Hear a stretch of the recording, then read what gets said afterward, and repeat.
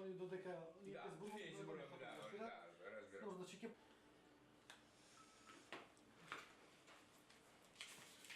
Прво имавме политичка криза до изборите, а сега после изборите имаме институционална криза и да се надеваме дека нема да имаме и безбедносна криза. Повече така се развиваат кризите секаде. Почнува политичка, па институционална и потоа доаѓа до безбедносна криза. Таков пример имавме неодамна во Хрватска. Хрватска тоа го стори. Председателката на Хрватска пред да додели мандат, таа ги покани лидерите на големите политички партии, им рече мандат ќе добие оној кој ќе ми донесе парламентарно мнозинство. Кај нас тоа на почеток не се случи, сега тоа се бара и сега повторно создава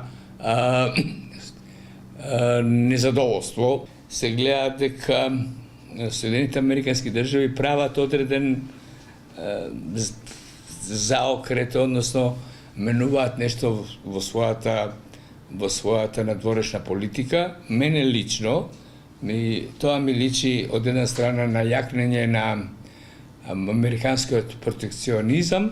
Дали тоа сега руската политика актуелна и руското водство сака наоѓа оценило или проценило дека сега има момент да го прошири своето влијание на Балканот, има некои индиции дека тоа е така.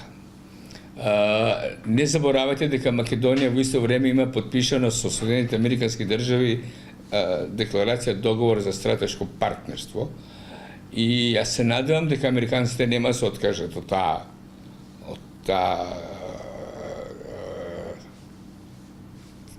тој договор. Тоа не значи дека не треба да имаме никакви односи со русите, напротив, треба да имаме високо развиени односи со Русија.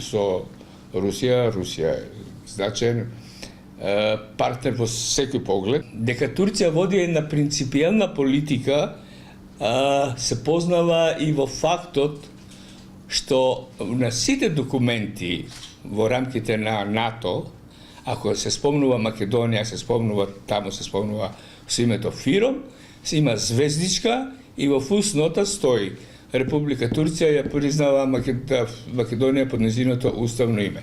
Значи, еден принципиелен однос кој нешто значи. Возот беше жива провокација. Например, тој воз, место да пишуваше на него Косово е Србија, да пишуваше Косово Македонија, и да можев ја да одлучам, немаше да го пуштам да влезе во Македонија.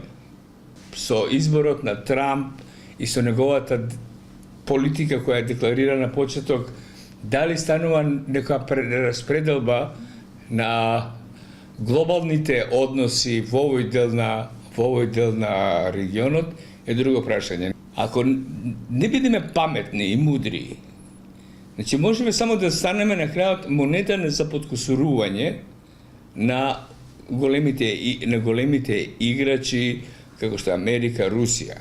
Ако има некакви нестабилности во регионот, има бегалци од самиот регион, тогаш мислам нека му ја мисли цела Европа, а и цела меѓународна заедница како ќе се справи со таа криза.